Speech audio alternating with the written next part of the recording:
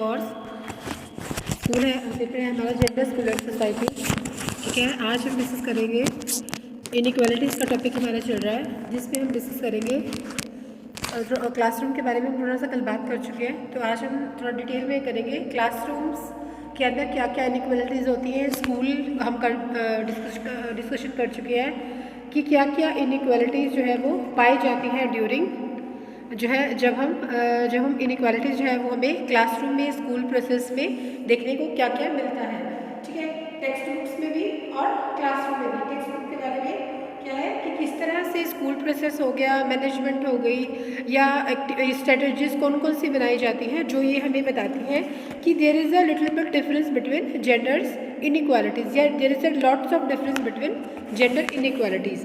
ठीक है, तो सबसे पहले हम बात कर लेते हैं लैंगिक असमानता के बारे में। हम सब लोग जानते हैं कि जब इनके बीच में जो है पुरुष और स्त्री के मध्य भेदभाव रखा जाता है, उसे हम क्या कहते हैं, इनइक्वालिटीज़ कहा जाता है। यानी कि समानताओं का अधिकार उन्हें प्राप्त नहीं होता या उन्हें समान नहीं समझा जाता, उसे असमानता कहा जाता है। ठीक है, तो कक्षा कक्ष की बात करते हैं। कक्षा कक्ष में क्या देखा जाता है, inequalities biased behaviour against girls in the classrooms. ठीक है, कि लड़कियों के साथ किस तरह से बिहेव किया जाता है। नंबर 1 क्या है, देखो लड़के और लड़कियां स्कूल में दोनों पढ़ते हैं। ठीक है, पाठ्य सामग्री भी सभी के लिए समान होती है, लेकिन उस पाठ्य सामग्री के अंदर क्या क्या डिफरेंस, क्या क्या अंतर पाया जाता है। ठीक है, और क्या क्या व्यवहार है, ये जो व्यवहार है, टीचर्स का बिहेवियर हो गया, मैनेजमेंट का, स्कूल का, या जब भी बुक्स पब्लिश हो रही हैं तो उनमें क्या क्या गैप, क्या क्या डिफरेंस जो है वो या असमानताएँ देखी जाती हैं, इसके बारे में हम डिटेल में बात करेंगे।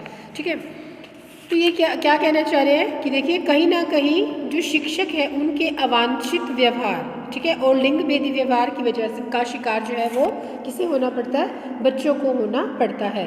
ठीक है, कहने का अभिप्राय क्या है कि टीचर्स का जो बिहेवियर है वो भी डिफरेंट हो जाता है in the concept of boys and girls में। क्या है, नंबर 1 लड़कों की ओर अधिक ध्यान दिया जाता है। ठीक है, अध्यापक जो है वो लड़कों के साथ ज़्यादा इंटरेक्शन करते हैं। ठीक है, लड़कों को जो है अच्छा समझा जाता है, उनके जो है उनकी प्रशंसा की जाती है, और कहीं ना कहीं लड़कियों को जो है थोड़ा डाउन किया जाता है। ठीक है, लड़कों को परिश्रम और कौशल के प्रति प्रेरित किए करने की संभावनाएं अधिक हो जाती हैं इन कंपैरेटिवली गर्ल्स। तो जो पाठ्य सामग्री है उसमें पुरुषों को नायक दिखाया जाता है और स्त्रियों को जो जो उनकी कहानियाँ हैं उसमें स्त्रियों को जो है मुख्य भूमिका नहीं दी जाती। ये यूँ कहिए कि पुरुषों के ऊपर ज़्यादा स्ट्रेस दिया जाता है। ठीक है, लड़कियों की अपेक्षा लड़कों को अधिक प्रोत्साहन मिलता है। ठीक है, कक्षा कक्ष में जो है चर्चा है, प्रतिनिधित्व है, वो भी कार्य है लड़कों को ही मिलता है। कंप्यूटर हो गई, टेक्निकल एरिया हो गया, वहाँ पर भी लड़कों को बहुत ज़्यादा इम्पोर्टेंस दी जाती है। ठीक है, उसके बाद है कक्षा में ये अभी इसके लिए हमें क्या करना चाहिए, क्या क्या जो है रेमेडीज़ या यूँ कहिए कौन कौन सी उपाय करने चाहिए, या कौन कौन से इन समस्याओं को समाधान करने का संशोधन हम कैसे कर सकते हैं। अभिभावक, माता और पिताओं का योगदान। ठीक है, विद्यालय प्रक्रिया में असमानता को खत्म करने के लिए विद्यार्थियों के माता पिता की सहभागिता बहुत अधिक आवश्यक है। ठीक है, बच्चों को अनुभव कराएं कि उनके लिए दोनों ही बराबर है। फिर शिक्षकों को प्रशिक्षण दिया जाए, इस प्रकार से उनको नौकरी से पहले ही उनको इस बात के लिए प्रशिक्षण दिया जाए कि उनके लिए दोनों समान है, उनका जो व्यवहार है दोनों को प्रभावित करता है, इसलिए उनके बिहेवियर के अंदर किसी भी प्रकार का भेदभाव नहीं होना चाहिए। ठीक है, शिक्षकों के दृष्टिकोण में बदलाव। अध्यापक जो है वो है सबके लिए समान होते हैं, वो चाहे लड़के हो चाहे लड़कियां हो। तो शिक्षकों का दृष्टिकोण, व्यवहार, उनकी शिक्षक रणनीति अनोखी होती है, जो कि लड़कियों के प्रति, उनकी शिक्षा के प्रति, उनके चयन के प्रति नकारात्मकता या संकीर्णता का जो है योगदान देती है। तो ये अध्यापक के बिहेवियर के ऊपर डिपेंड करता है कि वो किस तरह से बिहेव कर रहे हैं।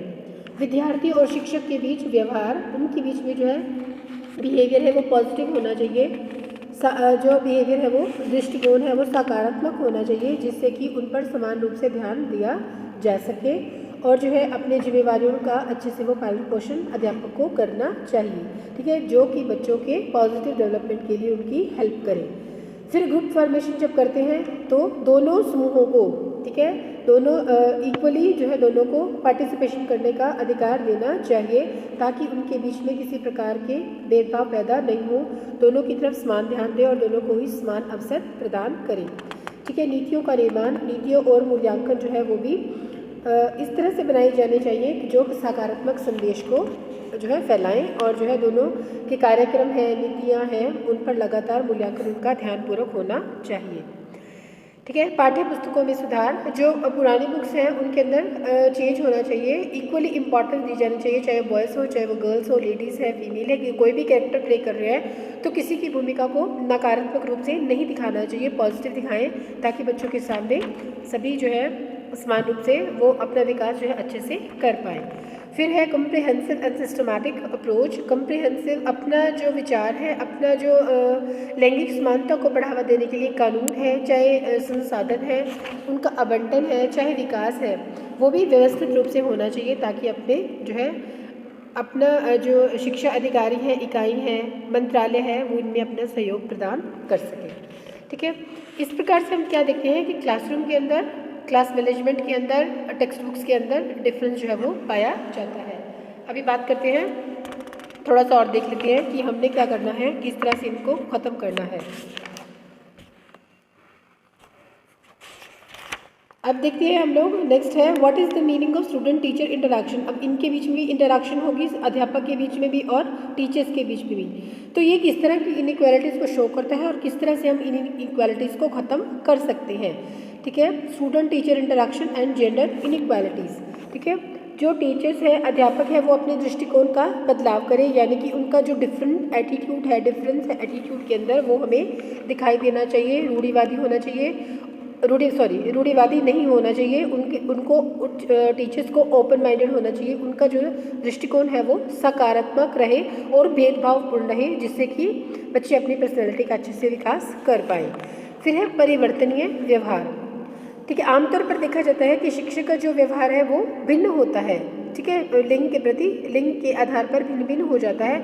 तो टीचर्स को लड़कों और लड़कियों दोनों को ही चुनौतीपूर्ण कार्य देने चाहिए और दोनों को ही सकारात्मक दृष्टिकोण से सकारात्मक उनका मूल्यांकन करना चाहिए, और दोनों जब किसी चीज़ को क्लियर कर लेते हैं, पास आउट हो जाते हैं, तो उनको दोनों की ही प्रशंसा करनी चाहिए।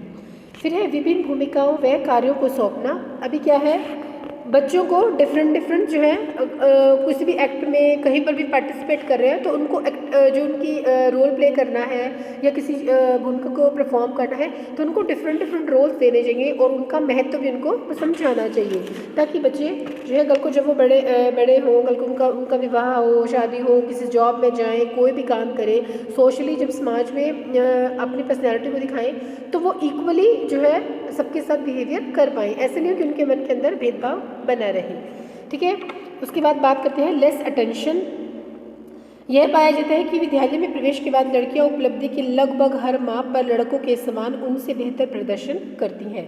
ठीक है, वहीं पर कॉलेज और स्नातक नहीं कर पाती। देखिए, एक टाइम तक लड़कियां आगे निकल जाती हैं, लेकिन कहीं ना कहीं कुछ ना कुछ कारणों से या संकीर्ण सोच की वजह से क्या होता है कि पेरेंट्स उन्हें आगे जो है हेल्प नहीं करते या वो आगे पढ़ नहीं पाती हैं, जिसकी वजह से है पेरेंट्स को भी जो है और टीचर्स को भी बच्चों को मोटिवेट करने का जो है इस तरह से उनकी विचारधारा इस तरह से बनाई जाए कि वो अपने बच्चों को मोटिवेट करें और बच्चे पॉजिटिवली अपना जो है बिहेवियर और स्वयं को बदल सकें।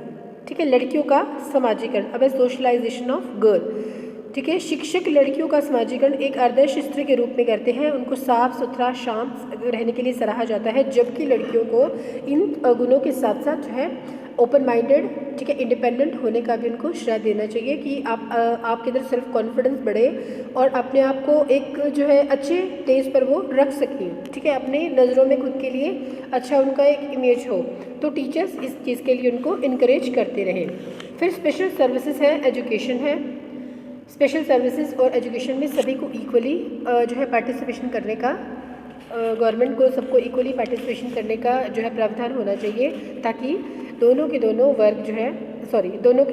जो जेंडर्स हैं अपने अपनी भूमिका को अच्छे से निभा पाएँ। उसके बाद हम बात करते हैं स्पेशल टीचर ट्रेनिंग्स होनी चाहिए। ठीक है, स्पेशल स्टडी होनी चाहिए। ये है उपचारात्मक। अगर हमें पूछता है एग्जाम में वो कि आप रेमेडियल क्या करेंगे, रेमेडियल मेजरमेंट क्या होंगे या किस तरह से उपचारात्मक उपाय आप क्या बताएंगे, तो स्पेशल टीचर ट्रेनिंग्स होनी चाहिए इनके लिए। टीचर्स के जो है ओरिएंटेशन प्रोग्राम लगाए जाए, उनको इस बात बारे में नॉलेज दी जाए, इस बारे में उनको टीच किया जाए, ताकि उनका आउटलुक जो है वो चेंज होकर नेगेटिव टू या इक्वल आ जाए या फिर पॉजिटिव आ जाए। तो स्पेशल स्टडी रिसोर्सेज होने चाहिए या फिर सेल्फ असेसमेंट होनी चाहिए उनकी, जिससे कि स्वयं के बारे में वो जान सके। ठीक है, तो इस तरह से जेंडर इक्विलिब्रियम जो करिकुलम है, करिकुलम के बारे में देखते हैं। पाठ्यक्रम का सार अच्छा होना चाहिए, पॉजिटिव होना चाहिए। ठीक है, लर्निंग जो मेथोडोलॉजी है उसमें भी बदलाव किया जाना चाहिए। उनको साक्षरता की भाषा सिखाई जाए और स्वयं का मूल्यांकन और आंकलन अच्छे से कर पाए, और जो है इसके बारे में पॉजिटिव थिंकिंग रखिए, जिससे कि वो अपने बारे में अच्छा सोचे। किताबों के अंदर, बुक्स के अंदर जो है इस तरह से भूमिकाएं प्रेजेंट की जाए, जिससे बच्चों का जो आउटलुक है वो पॉजिटिव रहे, सकारात्मक रहे, और जो है बदलाव के साथ साथ वो नई नई चीज़ों को अपनाना शुरू हो जाए। ठीक है जी, ये था हमारा आज का कंसेप्ट, जिसमें हमने बात की कि किस तरह से हम ये देखते हैं कि लिंग क्या है, लिंग भेद क्या है, लिंग की असमानताएँ क्या है। जब भी हम बात करते हैं स्कूल के बारे में, बुक्स के बारे में, करिकुलम के बारे में, स्कूल मैनेजमेंट के बारे में, पॉलिसीज़ के बारे में, स्ट्रैटेजीज़ के बारे में, तो हम ये देखते हैं कि जब बच्चे जैसा बेस पढ़ेंगे, जैसी चीज़ें पढ़ेंगे, वैसे ही उनके अंदर विचार आएंगे। अगर वो बहुत ही खुले विचारों को पढ़ेंगे तो उनके विचार जो है खुले रहेंगे, उनका माइंड जो है ओपन रहेगा, हर चीज़ को अपना सकेंगे आसानी से। इसके लिए जेंडर का कोई मतलब नहीं होना चाहिए, चाहे बॉयज़ है चाहे गर्ल्स है, ओपन माइंडेड होने चाहिए। उनका साइंटिफिक और पॉजिटिव आउटलुक होना चाहिए, चीज़ों को देखने का दृष्टिकोण है वो बिल्कुल प्रैक्टिकल होना चाहिए। ऐसा नहीं है कि पिछली रूढ़ियों को अपनाए हुए हैं, टीचर्स भी अपनाए हुए हैं, जो हमारा सिलेबस है वो भी एज इट इज़ फॉलो हो रहा है, जो हमारा टीचिंग मेथड है वो भी एज इट इज़ फॉलो हो रही है। टाइम टू टाइम गवर्नमेंट जो है इनकी तरफ ध्यान दे, नई नई पॉलिसीज़ को बनाए, बच्चों के लिए पॉजिटिव आउटलुक रखें, उनकी प्रैक्टिकल लाइफ रहे, साइंटिफिक आउटलुक हो, उनकी पर्सनैलिटी डेवलप हो, उनके अंदर कॉन्फिडेंस डेवलप हो। ठीक है, जब ये सब चीज़ें डेवलप होंगी, जब ऑलराउंड डेवलपमेंट होगी, तो कहीं पर भी ये चीज़ें हमें देखने को नहीं मिलेंगी कि जेंडर इनइक्वालिटी शो हो रही है या जेंडर के आधार पर कोई पिछड़ रहा है। ये सब चीज़ें जो है ख़त्म हो जाएंगी, और बच्चों का जो आउटलुक है, बच्चों का और जो आने वाला समाज है, ठीक है, जहाँ पर लोगों का खुद के लिए व्यू चेंज हो जाएगा, वहीं पर समाज जो है एक सशक्त समाज बन जाएगा, जिसके अंदर कोई भी भेदभाव नहीं रहेगा। ठीक है जी, ये हमारी कंसेप्ट थी किसके बारे में, जेंडर इनइक्वालिटीज़ के बारे में, कि हम इसको time to time scientific outlook से, पॉजिटिव एटीट्यूड से, पर्सनैलिटी को डेवलपमेंट करके, और जो है आत्मविश्वास के साथ, ठीक है, अपनी पर्सनैलिटी को और बच्चों की पर्सनैलिटी को और जेंडर्स की सोच को बदल सकते हैं।